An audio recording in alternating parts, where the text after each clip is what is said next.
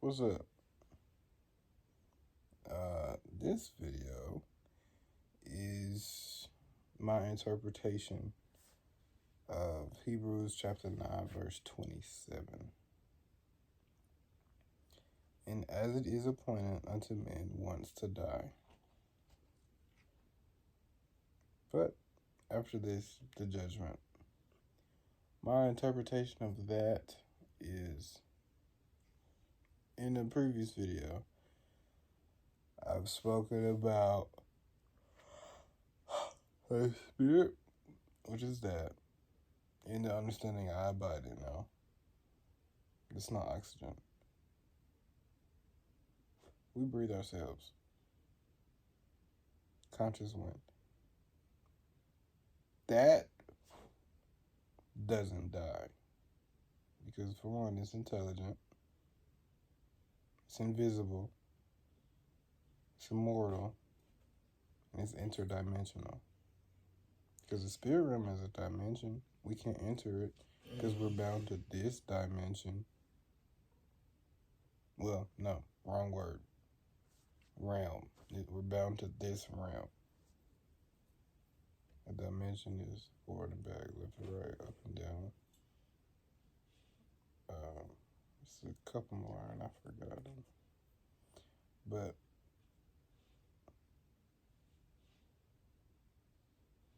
there's so much to think about that my mind gets on camera and it just goes. Like, it's only a minute 50 into this video. But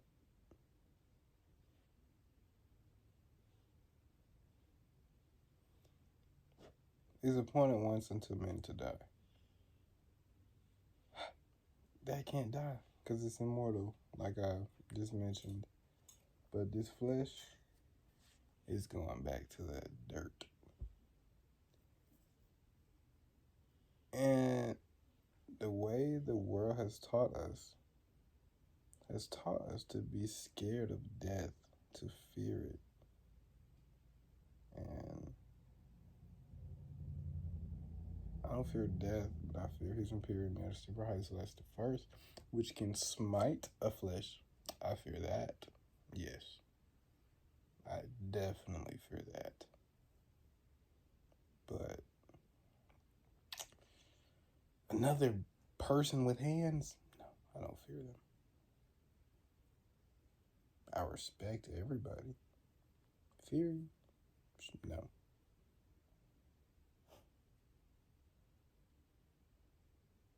No. So, it's very self-explanatory once you,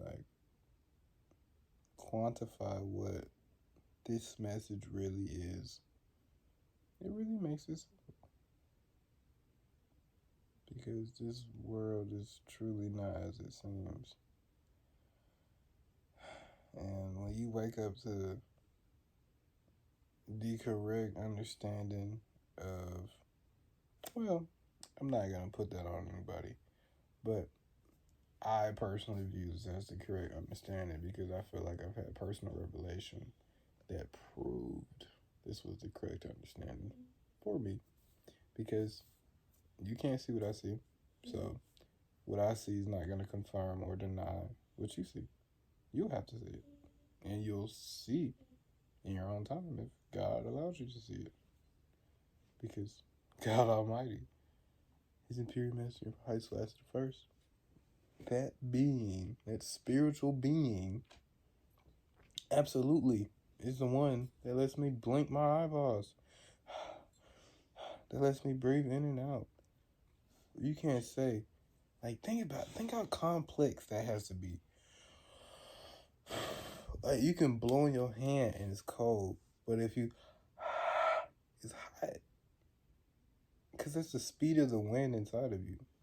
But I had to consciously think about blowing on my hand 2 separate ways in order for me to feel a temperature difference.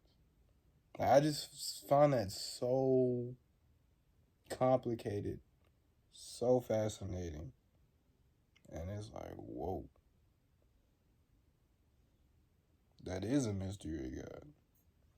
And then it also shows me the prevalence of the flesh versus the spirit.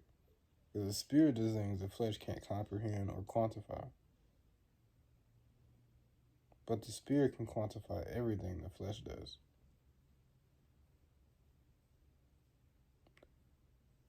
And this world has only taught us about the flesh. The Bible taught us about the spirit, but they didn't even teach you how to read it correctly. That's my understanding. You can choose to believe what they tell you. That's on you. Stay over there. Please. Don't come over here.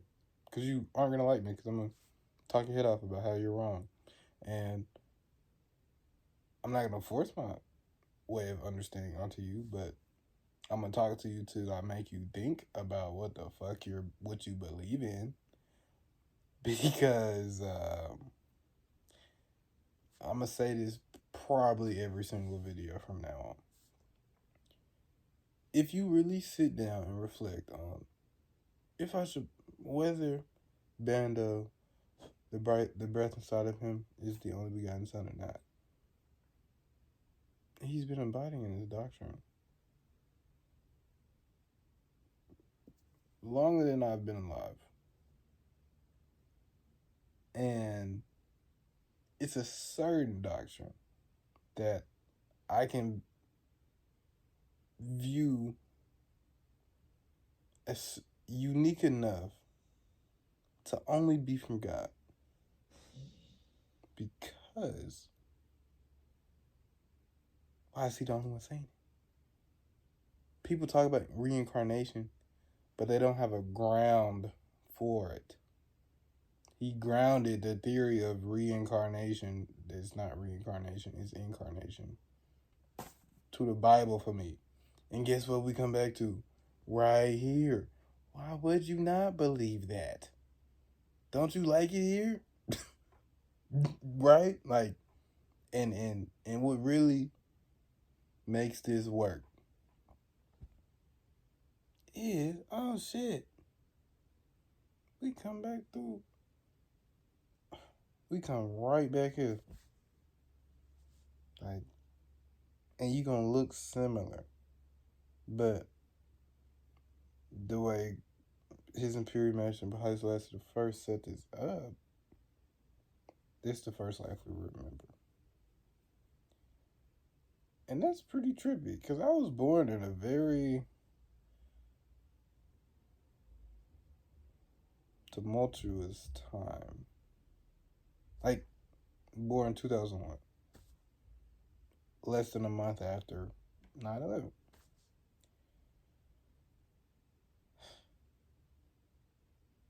And from then to now, felt like I've learned in reverse.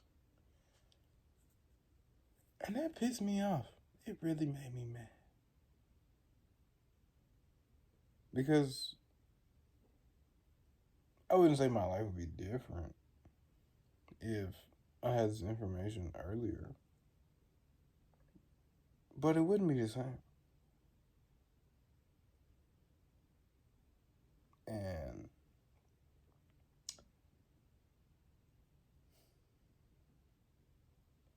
this is very interesting, because I'm going to say this again too. I'm one of the smartest people you'll ever meet. And I'll prove that on the dialogue I give you. Not just on some pompous, arrogant bullshit talk. No. I'm going to sit down and stare in your face and talk to you just like this. I'm not going to yell at you. I'm not going to berate you. I'm going to talk to you, ask you logical questions. Can you answer those questions? Cool. You can answer those questions? Great. We can be friends. If you can't, goodbye. Like, that's literally my personality. I'm not a weirdo. No, none of that. Like, and the dilemma I have with this is because why am I talking to a camera? Like, why Why do I have to do it this way? I don't know. But I see the vision, and it's like, whoa. This world is going to look drastically different in like 2-3 years. And I don't think a lot of people are ready for it because they don't see it coming.